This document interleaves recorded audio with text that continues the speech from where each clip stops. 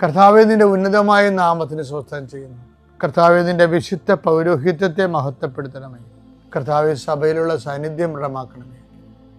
39 വർഷം ഞാൻ അർപ്പിച്ച കൃപാന്റെ യുഗതിയായി കൃപാസ്ഥാനത്താരെ ജീവനോടെ പ്രത്യക്ഷപ്പെട്ട മാതാവിൻ്റെ മാധ്യസ്ഥയിൽ അത്താറെ നടന്ന 10,000-കണക്കിന് ആരാധന ശക്തിയാൽ ജീവിതത്തിൻ്റെ വ്യത്യസ്ത വിളികളിലെ പ്രയാസം അനുഭവിക്കുന്നുണ്ട് ഈശോയെ. അവരെ നീ ഏറ്റെടുക്കണമെന്ന് പ്രാർത്ഥിക്കുന്നു ഈശോയെ.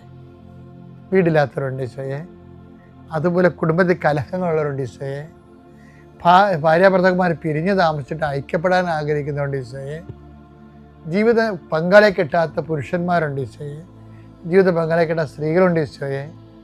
കർത്താവെ, ഈ കാലങ്ങളിലെല്ലാം മനസ്സമ്മതം നടക്കുകയും ക്രിസ്മസ് കഴിയുമ്പോൾ കല്യാണം വരാൻ പോകുന്ന ആൾക്കാരെല്ലാം നീ അത് ഓർക്കണമെന്ന് പ്രാർത്ഥിച്ചോയെ.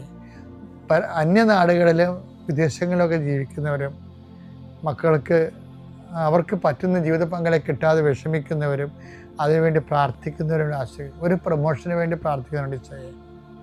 10 പൈസ കൂടുതൽ കിട്ടിയാലേ കടങ്ങൾ പരിഹരിക്കപ്പെടുന്ന ഓർത്തുകൊണ്ട് വെണ്ണീറായി പ്രാർത്ഥിക്കുന്നുണ്ട് ഈശോയെ.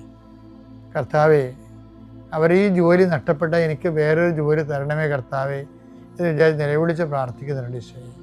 ജോലി ഇല്ലാതെ വിഷമിക്കുന്നുണ്ട് ഈശോയെ. രോഗങ്ങൾ മാറാതെ, സമാധാനം ഇല്ലാതെ, ഉറക്കമില്ലാതെ പോകുന്നുണ്ട് ഈശോയെ.